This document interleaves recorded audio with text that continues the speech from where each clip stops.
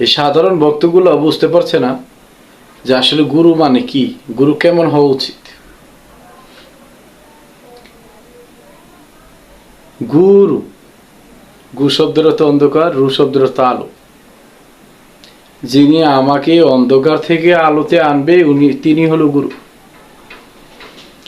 যিনি আমার সমস্যার সমাধান করবে তিনি গুরু। যিনি আমাকে এই দুনিয়ায় উদ্ধার করবেন তিনি গুরু। যিনি অসহায়কে সাহায্য করবেন তিনি গুরু। যিনি মানুষের বিপদে পাশে থাকবেন তিনি গুরু। গুরু জানতে হলে, বুঝতে হলে, একজন প্রকৃত গুরুকে ধরে, চৈতন্য জ্ঞানীকে ধরে, নিজের ভিতরে যেই গুরু আছে সেই গুরুকে জাগ্রত করে সেই গুরু নামক বস্তুটার কাছে নিজে আগে আত্মসমর্পণ করুন। আপনার ভিতরেই একজন গুরু আছে, সেটা হলো বিবেক। এই বিবেক নামক গুরুকে এই খুঁজুন, এই বিবেক নামক গুরুকে ভজন করুন, সাধনা করুন। এই বিবেক যখন আপনার ভিতরে, আপনি সাধনা করতে করতে যখন বিবেক আপনার ভিতরে নাড়া দিবে, তখন আপনার ভিতরে যে পশু আত্মা, যে মনুষ্যত্বহীন বিবেক, এই মনুষ্যত্বহীন জ্ঞান চলে বিদায় নিবে। বিবেক নামক জ্ঞান আপনার ভিতরে প্রতিষ্ঠিত হবে। একবার ভাবুন, যখন এই বিবেক আপনার ভিতরে প্রতিষ্ঠিত হবে, এই গুরু যখন আপনার ভিতরে প্রতিষ্ঠিত হবে, তখন আপনি মানুষের কল্যাণের জন্য কাজ করবেন, মানুষকে ভালোবাসবেন, মানুষের বিপদে থাকবেন, মানুষকে কটু কথা বলবেন না, মানুষের নামে চতুরখুরি করবেন না, মানুষের ক্ষতি করবেন না, মানুষের নামে মিথ্যা কথা বলবেন না, মানুষের কাছ থেকে হারাম খাবেন না, মানুষের গায়ে হাত দিবেন না। কখনোই মানুষের হৃদয়ে আঘাত করবেন না। যখন আপনার ভিতরের গুরুর কাছে আপনি বায়াত হতে পারবেন। তাই তো লালন বলে, দেহের গুরু হাই কেবা, শিষ্য হয়ে কেদে সেবা, যেদিনে গা জানতে পাবা, ও মন যেদিন গা জানতে পাবা, মনের গুর যাবে তখন। বিসমিল্লাহির রহমানির রহিম। আলহামদুলিল্লাহি রাব্বিল আলামিন, আর রহমানির রহিম। সকল প্রশংসা দয়াল প্রভু, যিনি সারা জাহানের মালিক, তার চরণে লাখো কোটি ভক্তি রইল। আজকে ছোট্ট একটা বিষয় নিয়ে আলোচনা করব। বিষয়টা হলো, গুরু কেন ধরতে হবে? মা আছে, বাবা আছে, যেখানে আল্লাহ আমাকে সৃষ্টি করেছেন, সে আল্লাহকে মানলেই তো হয়। তারপরে মা বাবা আছে, তাদের মাধ্যমে আমি দুনিয়া এসেছি, তাদের সেবা করলেই তো আমি জান্নাতে চলে যাব। তো গুরু কেন ধরব? সত্য, গুরু কেন ধরব, এই বিষয়টা নিয়ে ভালো করে একটু বোঝার দরকার। পৃথিবীর বুকে অনেক জাতি আছে, যেমন বলা হয় 18,000 মাখলুকাত, মানে 18,000 জাতি।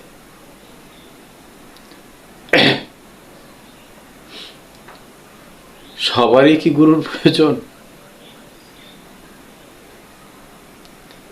এই বিষয়গুলো বুঝতে হবে। গুরু এমন এক বিষয় যেটা প্রত্যেক সৃষ্টির মাঝেই আছে। গুরু লাগবেই, কিন্তু গুরু কি এই সম্বন্ধে ভালো করে জানতে হবে। গুরু হলো অন্ধকার থেকে আলোতে নিয়ে আসে যিনি, তিনিই হলো গুরু। এবার সবচেয়ে মজার বিষয় হলো, এই জগতে যারা গুরু হয়েছে তারা প্রত্যেকেই, আমি প্রত্যেকে বলবো না, এই কথাটা ঠিক না, কিছু কিছু গুরু আছে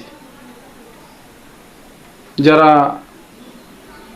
ভক্তদের, তার শিষ্যদের পাখি যেমন খাঁচায় বন্দি করে, তেমনিভাবে তারা এই ভক্তদেরকে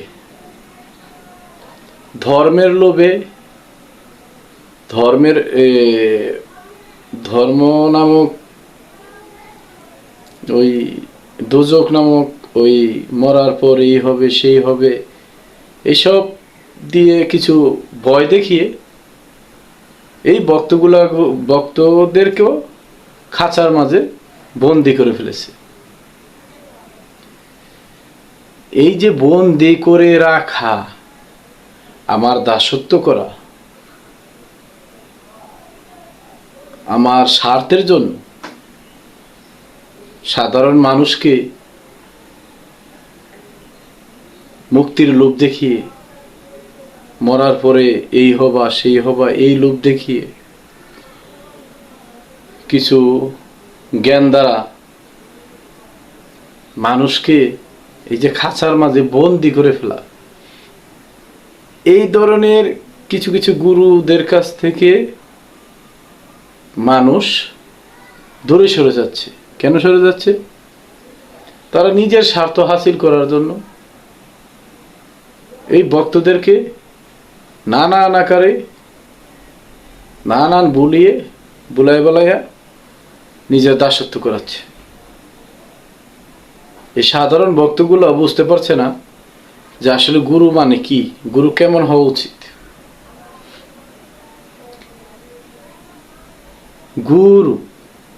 গু শব্দের অর্থ অন্ধকার, রু শব্দের অর্থ আলো। যিনি আমাকে অন্ধকার থেকে আলোতে আনবে তিনি হলো গুরু। যিনি আমার সমস্যার সমাধান করবে তিনি গুরু। যিনি আমাকে দুনিয়ায় উদ্ধার করবেন তিনি গুরু। যিনি অসহায়কে সাহায্য করবেন তিনি গুরু। যিনি মানুষের বিপদে পাশে থাকবেন তিনি গুরু। গুরু জানতে হলে, বুঝতে হলে, একজন প্রকৃত গুরুকে ধরে, চৈতন্য জ্ঞানীকে ধরে, নিজের ভিতরে যেই গুরু আছে সেই গুরুকে জাগ্রত করে সেই গুরু নামক বস্তুটার কাছে নিজে আগে আত্মসমর্পণ করেন। আপনার ভিতরেই একজন গুরু আছে, সেটা হলো বিবেক। এই বিবেক নামক গুরুকে এই খুঁজুন, এই বিবেক নামক গুরুকে ভজন করুন, সাধনা করুন। এই বিবেক যখন আপনার ভিতরে, আপনি সাধনা করতে করতে যখন বিবেক আপনার ভিতরে নাড়া দিবে, তখন আপনার ভিতরে যে পশু আত্মা, যে মনুষ্যত্বহীন বিবেক, এই মনুষ্যত্বহীন জ্ঞান চলে বিদায় নিবে। বিবেক নামক জ্ঞান আপনার ভিতরে প্রতিষ্ঠিত হবে।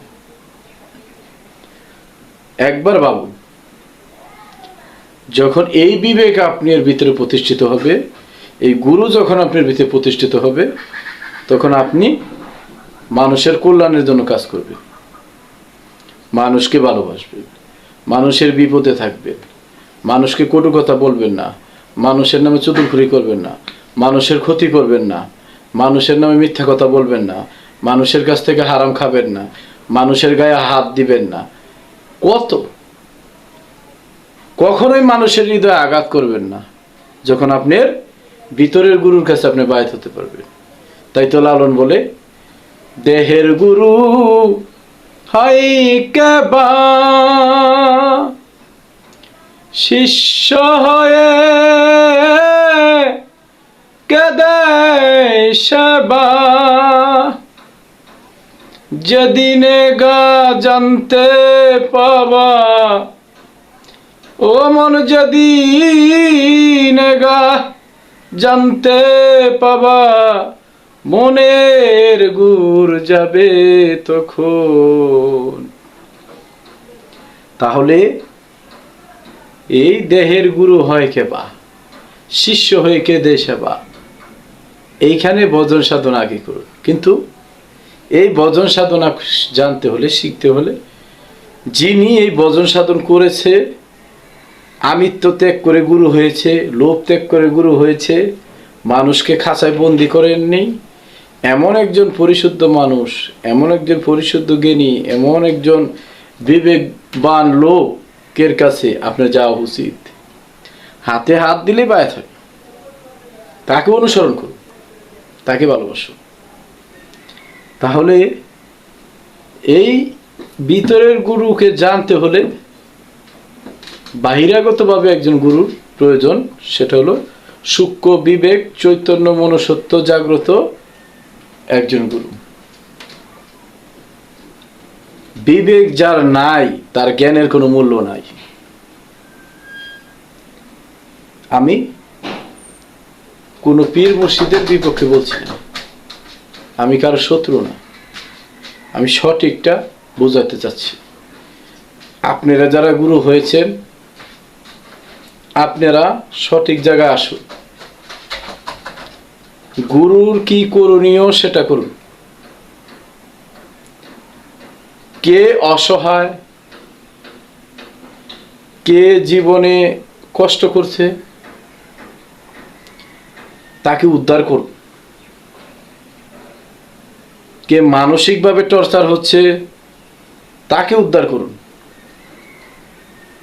জ্ঞান দিয়ে হোক, অর্থ দিয়ে হোক, বিবেক দিয়ে হোক, আপনার মনুষ্যত্ব দিয়ে হোক, ভালোবাসা দিয়ে হোক। একজন রোগে শোকে ভুগছে, তার পাশে গিয়ে তাকে মুক্ত করুন। মানুষ মানুষের জন্য। আপনি যখন একজন মানুষের অসহায় অবস্থায় আপনি তাকে সাহায্য করবেন, তখন আপনি নিজে বুঝতে পারবেন গুরু কি এবং ভক্ত কি। আমি কারো বিরুদ্ধে না, আমি যা বলার বলে গেলাম। মানুষ আমি হতে পারি না, কিংবা আমি হতে পারি নাই, আমার জ্ঞান নাই, কিন্তু মানুষের কল্যাণে কাজ করলে ভালো। সকল সৃষ্টির জয় হোক, মানবতার জয় হোক। জয় গুরু।